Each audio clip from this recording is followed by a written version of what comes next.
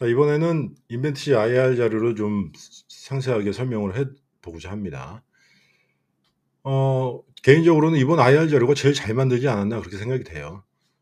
지금 현재 비만 치료제는 빠져 있지만 비만 치료제가 지금 마운자로가 워낙 잘 팔리고 있기 때문에 1개월 제형으로 노보노가 하네, 릴라이릴리가 하네, 어느 세월에 하겠습니까? 그죠? 이 부분은 과감히 삭제한 건 잘했다고 봅니다. 첫 단에 이 플랫폼과 품질 기반 스케일업을 해 놓은 거는 그동안 이제 인벤티지 랩이 "너네 대량 생산되냐?"라는 이런 질문에 하도 시달렸기 때문에, 그래서 아마 이 부분을 강조한 걸로 보여집니다. 인벤티지 랩의 그 기술의 특징은 한마디로 얘기하면 이런 모듈형, 확장이 가능하다. 초소형 이 소형 시설을 하나의 모듈화 시켜 가지고 공간을 많이 차지하는 데 있다는 거죠. 예, 병렬 스위트 구조. 이게 뭐냐면 어 이 하나가 고장이 났을 때는 이 전체 라인이 스톱이 안 돼도 된다는 거죠. 그게 상당히 큰 장점이라고 얘기를 하고 있는 겁니다. 병렬형 생산 구조로 인한 어떤 문제가 발생 시 유연하게 대처를 할 수 있다라는 걸 강조를 하고 있어요. 그럼 전체 라인을 스톱을 안 시켜도 되니까. 그리고 인제 제한된 공간에서 확장 가능한 차세 스마트 생산 전략이란 말은 뭐냐면 한마디로 이겁니다. 뭐냐면 지금 보면은 다들 무슨 큰 탱크에다가 대량으로 원료 물질 때려 붓고 거기서 생산하는 것, 이걸 되게 강조를 했잖아요. 근데 이걸 자세히 들여다보면 이게 얼마나 말이 안 되는 내용이냐면, 세마글루타이드도 1 킬로로 생산할 수 있는 약물이 저농도 기준에서 400만 바이알입니다. 1 킬로가. 그럼 몇십 킬로 대량 생산이 가능해요라는 말은 20 킬로만 돼도 얼마가 되겠죠? 8천만 바이알이 되는 거예요. 고농도로 가면 올라가겠지만 저농도 기준입니다. 그래서 그렇게 큰 탱크가 왜 필요한데라는 대답을 해 주고 있는 거예요. 어? 예를 들어서 비만 치료제나 이런 거 생산했을 때, 아시겠죠? 그러니까 큰 배치에 있는 대량 생산의 거대한 장치에 현혹되지 말라는 얘기를 하고 있는 겁니다. 이런 게 차세대 기술이라는 거죠. 이 탱크 모양을 하나의 그 박스 안에 이 시설 설비에 넣어서 인벤티지 랩의 사진을 보시면 장비가 상당히 무슨 컴퓨터 서버실처럼 이렇게 딱딱딱딱 구분해 놓은 걸 볼 수 있어요. 이게 조만간 이제 나올 텐데, 아무튼 그런 식으로 하기 때문에 장비가 상당히 컴팩트해지고, 주총 때 누가 물어봤지만 공간이 부족하지 않냐는 얘기는 이제 필요가 없게 되는 겁니다. 그 정도 공간에서 충분히 소화를 할 수 있다는 얘기예요. 잊으시면 안 됩니다.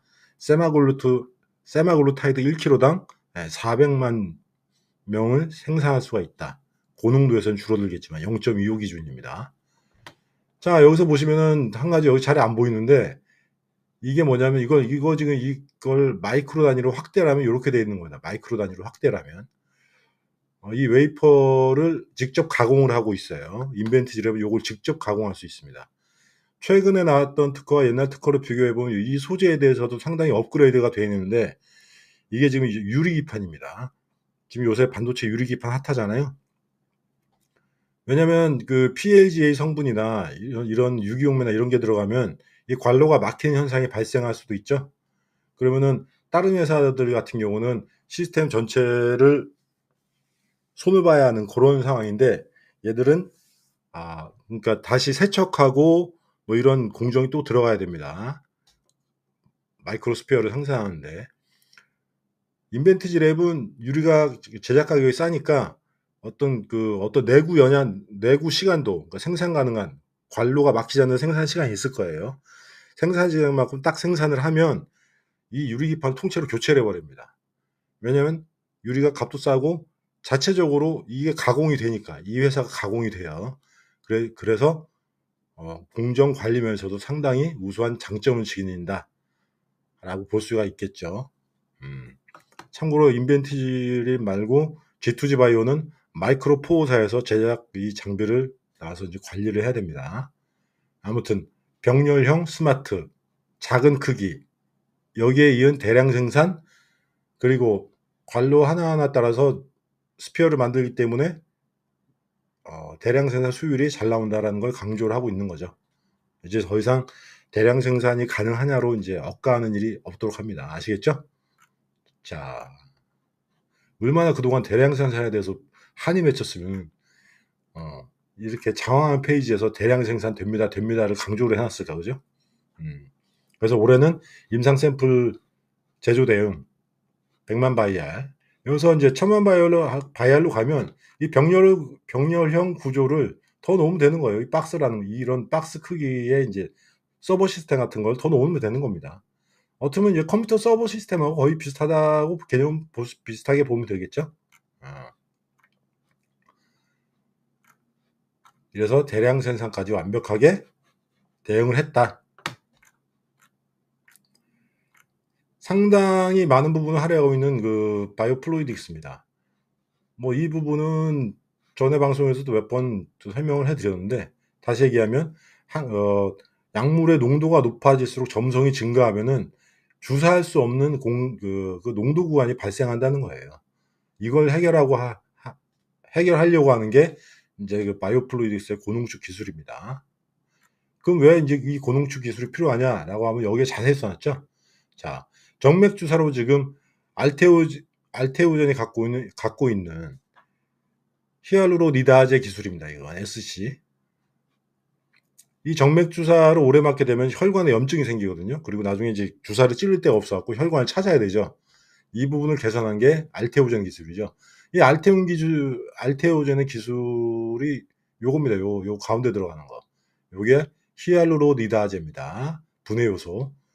피부에 히알루론산을 분해시켜서 약물이 뚫고 들어갈 수 있게 만드는 게 핵심 기술이죠. 근데 이 기술의 단점은 뭐냐면 이 분해 요소가 들어가기 때문에 냉장 보관해야 된다. 액상으로. 그리고 이 약물과 원래 약물과 이걸 같이 주사해야 되기 때문에 약물에 들어간 양도 제법 많아진다는 거죠. 그리고 이 농도를 높일 수가 없기 때문에 이걸 고용량으로 높이려면 이 주사 양 전체가 많아져야 돼요. 이 원약물의 농도에 따라서 히알루로니다제 용량도 커져야 되기 때문에 전체적으로 보면 용량을 더 늘릴 수밖에 없다는 거죠. 그러면 환자들이 이거를 자가 주사는 못하는 거죠. 병원 가서 맞아야 됩니다. 왜? 이 히알루로니다제가 들어가는 투입 시간도 일정해야 돼요. 왜냐하면 약물이 히알루론산을 분해하는 이 시간이 있어야 되기 때문에 약물의 농도에 따라 약물의 부피도 커지고 히알루로니다제가 들어가는 분해 속도도 일치를 시켜야 돼서 자가 주사가 안 됩니다. 그래서 이 부분에 대한 특허가 지금 할로자임이 시비를 걸고 나오는 거예요.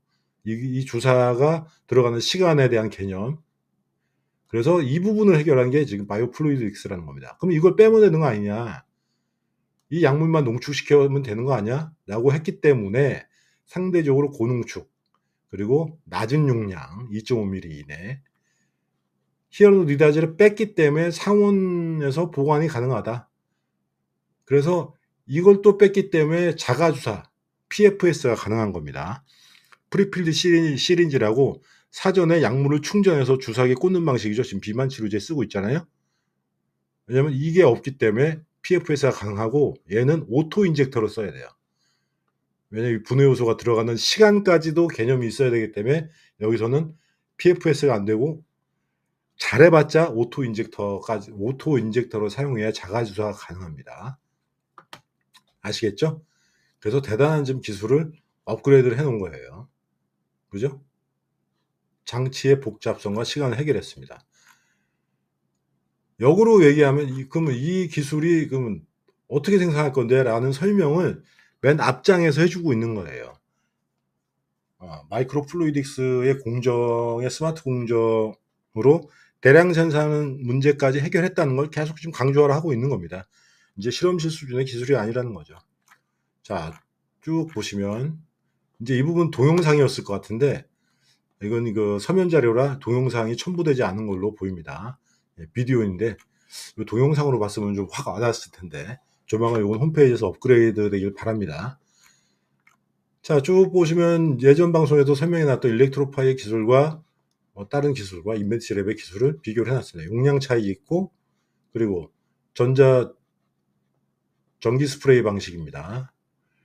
여기서 보면 또 살짝 보충 설명 드리면 전에도 했지만 입자의 크기가 균일하지 않기 때문에 전자기장을 걸어서 입자기장을 서로 이 입자들끼리 밀어내는 힘을 가지게 만들어 가지고 입자가 뭉치는 걸 방지한 게 바로 일렉트로 스프레이 방식이라고 보면 됩니다. 그러니까 예를 들어서 이런 거예요. 어떤 거냐면 지구하고 달이 서로 붙으려고 하잖아요. 그래서 일정 거리를 지금 떨어져 있어서 우리 주위를 뱅뱅 도는 거 아니겠습니까? 근데 입자에서도 마찬가지인 게 이 거리가 가까워져 그러면은 큰 입자가 작은 입자를 끌어당깁니다. 그럼 끌어당기면은 뭉치겠죠? 그럼 이 단백질 입자가 뭉치게 되면 구조가 변해버리기 때문에 약효가 떨어지게 됩니다. 구조가 변화가 일어나기 때문에. 그래서 일렉트로 스프레이 방식을 썼다. 근데 이거를 간단하게 마이크로 플루이딕스 기술을 적용하면 이런 복잡한 장치가 필요가 없게 되는 거죠. 이런 의미에서 상당히 진일보한 기술이라고 얘기를 하고 있는 겁니다. 아시겠죠? 자, 이미 테스트된 물질을 봤더니 전부 다 적용이 가능한, 그죠? 전부 다 적용이 가능하답니다. 여기 보면 상당히 굵직굵직한 애들이 많이 있어요. 제네릭과 원래 의약품 갖고 있는 오리지널 약물을 다 이제 커버가 가능한 제형이라고 설명을 해놓고 있는 겁니다. 여기서 눈여겨봐야 게 키트루다 지금 할로자임의 기술하고 소송 중인 이 키트루다가 알테오젠 제형이잖아요. 지금 할로자임이 일렉트로파이로 인수하면서 이 조만간 키트루다 이제 특허가 풀리면 얘들이 이거를 일렉트로 스프레이 방식으로 통해서 바이오시밀러를 생산하는데 계약을 할 가능성이 있습니다. 그러면은 키트루다도 똑같이 SG 제형에서 고농축 기술로 이 특허 방어를 해야 되는데 개인적인 바람이지만 머크 쪽에서 아마 가져가게 되면 좋은 그림이 나오지 않을까 싶습니다. 그만큼 지금 이 기술의 중요도가 올라가 있습니다. 아시겠죠? 오늘 할로자임에서 이제 어떤 회사랑 딜을 한 게 나왔는데 이런 딜은 점점점 많아질 거라고 봅니다. 예. 그래서 웬만한 항암제에 적용시켜 봤더니 다 되더라라고 얘기를 하고 있는 거죠. 키트루다 용량이 790mg일 겁니다. 그러면은 지금 현재 500mg까지 커버가 가능한데 그러면 1ml가 아니라 2ml로 해야 되겠죠? 근데 750mg으로 고농축까지 도달을 하면 이 키트루다를 1ml 안에 다 집어넣을 수가 있게 되는 거예요. 그래서 750mg이 주는 기술적 파급 효과는 엄청날 겁니다. 그래서 이 결과가 빨리 나오길 바라고 있어요. 아무튼 기대된다. 뭐 1ml나 2ml나 별 차이는 없지만 약물의 용량이 줄어들수록 SC 제형에서 어떤 부어오름, 그죠? 주사를 놨을 때 주사가 맞는 통증이나 부어오름 정도가 반으로 줄어들기 때문에 750mg까지 할 수 있다면 아주 대단한 기술이 되는 거죠. 기대하고 있습니다. 아무튼 2.5ml 이론 용량 안에서는 다 해봤다, 다 되더라 라는 얘기예요. 자, 이건 아까도 말씀드렸던 내용이에요. 패스. 자, 그러면 이제 단일항체 의약품과 바이오플루이딕스 공정을 적용한 물성을 비교해 봤더니 물성은 똑같이 나와야 되는 거 아니에요? 그죠? 450mg 프로테인으로 25G 주사로 주사 가능성 확인. 참고로 25게이지는 아이들이 맞아도 될 정도의 바늘 크기입니다. 25G나 23G나 바늘 그 안에 있는 내측 지름의 사이즈는 거의 동일하고 그 외측의 강도 차이 때문에 이게 재료가 두꺼우냐 안 두꺼우냐의 차이에 따라서 게이지가 바뀌는 걸로 알고 있어요. 자, 밑에 보시면 DLS.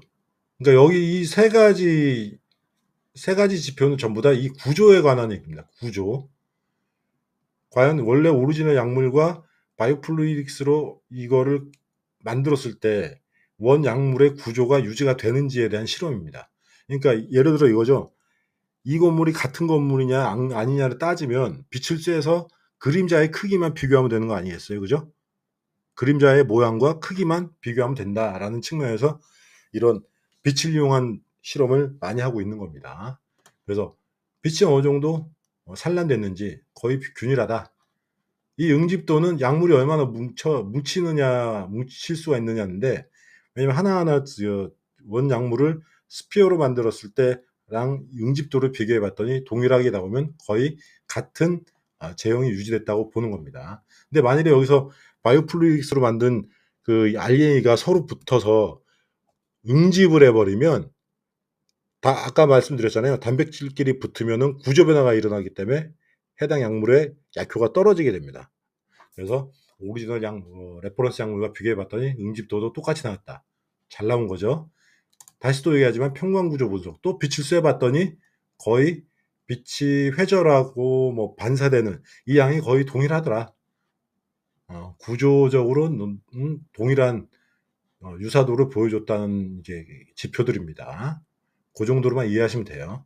그래서 이거를 혈중 농도를 생체 이용률을 까봤더니 거의 편차 없이 나왔다 라는 점에서 오리지널 약물의 물성을 완벽히 보존했다는데, 이 지표들은 설명을 해주고 있다는 거예요. 모노클론 단일항체, 또 다른 약물을 해봤더니 여기 마찬가지죠. 어그리게이션, 응집도 아주 유사하죠. 99.27, 98.47. 안정성을 비교해봤더니 40도씨까지 견디는 단백질 구조의 자체에 변성이 없는 그런 아주 우수한 구조 변형성을 가지고 있다라는 건 상온 보관이 가능하다는 겁니다. 4도부터 40도까지.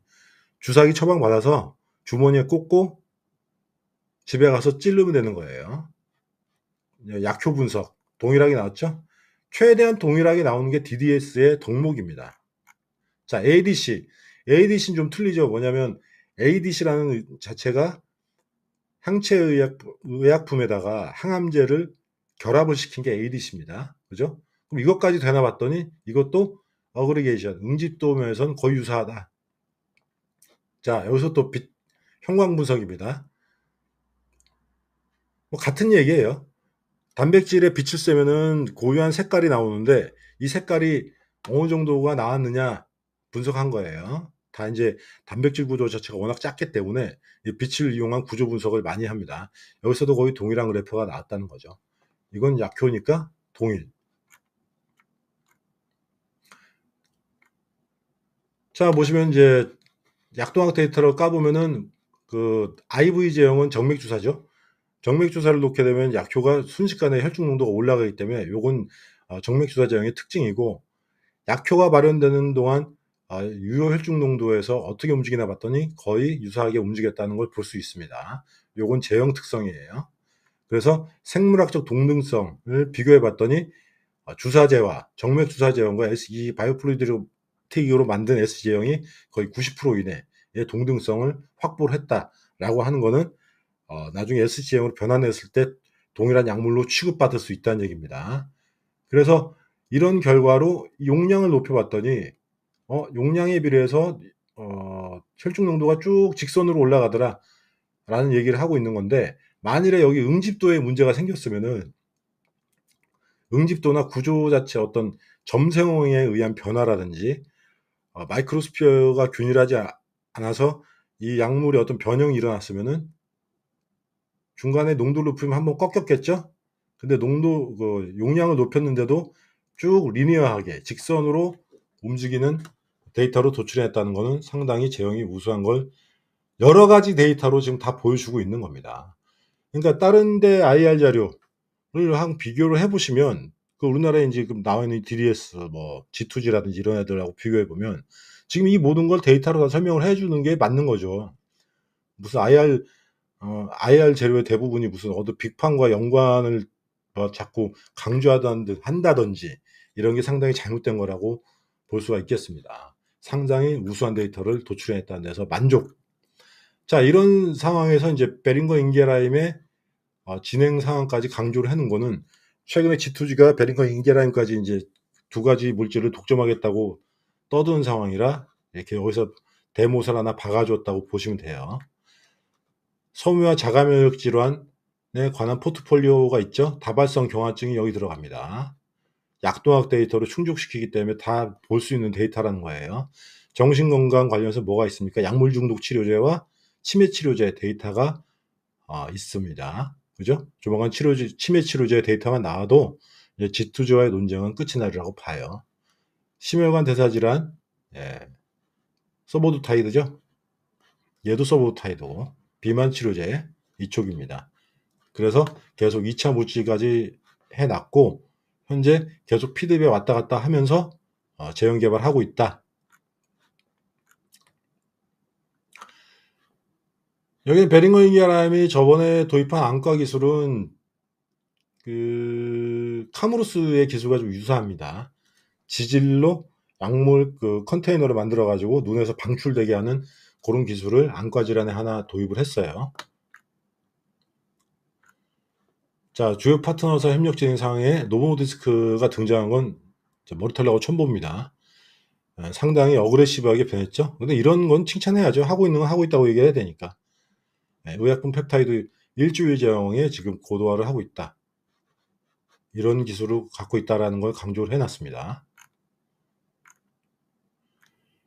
동물의약품 생산계약 논의 중, 생산계약에 거기까지 들어가는 거죠. 저 맨 위에 말씀드렸던 양산시설까지 들어갑니다. 그렇기 때문에 파이프라인까지 수출할 수 있는 거죠. 파이프라인과 엔지니어링 설비까지 들어간다. 매출이 일반 제형 파는 것보단 우수할 거다. 그죠? 저번에 갔다 왔던 EU GMP 관련 논의가 계속되는 거는 아마 이 부분일 가능성이 많습니다. 자, 여기에서 보시면은 이게 그겁니다. 그죠? 동물의약품, 장기지속형, 심장사상충하고 동물학적 거세, 화학적 거세제. 왜냐하면 지금 유럽 같은 경우에는 우리나라는 중성화 수술을 많이 하지만 유럽은 중성화 수술을 엄격하게 관리를 하고 있는 상황이에요.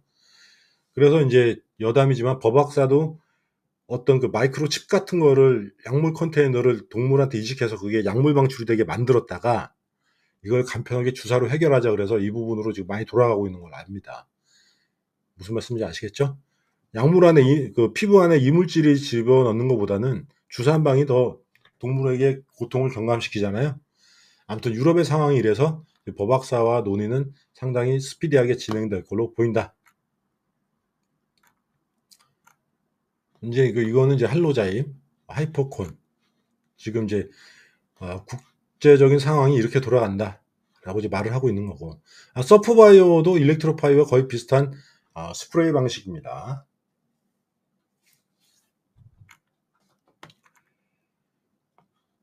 EU GMP 규제 강화로 인한 유럽 소재 무역 파트너사들과 협력 관계, 협력 확대. 그러니까 이제 점점점 EU GMP의 그 GMP 현지 품질 관리 수준이 높아져 가면서 더 이상 국내에서만 생산해서 전량 수출하는 모델은 난이도가 상당히 높아졌대요. 이 난이도가 상당히 높아졌기 때문에 현지의 규제를 받는 현지 공장에서 생산하는 게 더 그 어떤 규제기관의 그 협상력에 대응할 수 있다는 거에 대해서는 이게 더 좋은 전략이라고 합니다. 그 EU GMP를 할 때 인벤트지랩의 장비만 그 해당 공장에 꽂아주면 되는 거니까 그런 면에서는 지금 상당히 경쟁력이 있는 거죠. 이 일은 인벤트지랩만 할 수 있습니다. 자체 설비에 대한 특허나 이런 걸 다 보유하고 있기 때문에 그렇죠. 자, 그래서 베이거 인게라인과 펩타이드 시장 2종 박아놨죠. 예. 3021 연내 임상 신청. 자, 종근당 3003 치매 치료제. 올 4월 18일 날 기대하고 있습니다. G2G와의 비교해서 거의 압승하는 데이터가 나올 걸로 좀 믿고 있어요. 자, 상당히 많은 페이지를 할애한 IV 제형을 SC 제형으로 바꾸는 이 바이오플루이딕스가 지금 비만 치료제 장기 제형보다는 이게 더 빠를 수가 있습니다. 왜냐하면 완전히 기술 혁신이기 때문에 앞으로 이제 인벤티랩의 주총장에서도 얘기했지만 삼성을 거론은 할 수 있었던 얘기는 이 기술에 대한 보유 권한이 자기들한테 있는 거죠. 그리고 이 기술과 제형에 있어서 갑이라는 얘기입니다. 삼성에 끌려다니는 기술이 아니잖아요. 삼성에는 없는 기술이니까. 그래서 삼성을 비롯한 뭐 셀트리온이라든지 아니면 기타 다른 글로벌 오리지널 약물을 갖고 있는 바이오텍들도 이 기술을 계속 도입하려고 접촉이 많아질 걸로 봅니다. 이제 뭐 비만 치료제 가지고 세월아 내월아 언제 나올지 모르는 일라일리 하나만 바라보고 왜 우리는 거기 우리도 이제 똑같이 비만 치료제 제형 개발하고 있는데 왜 거기는 우리는 왜 언급 못하냐 이런 이제 억가는 나중에 뒤로 제쳐두고 바이오플루이딕이 상당히 포텐셜 있는 그런 제형으로 자리 잡게 될 거라고 봅니다. 자, 오늘 IR 자료 분석은 여기서 마칩니다.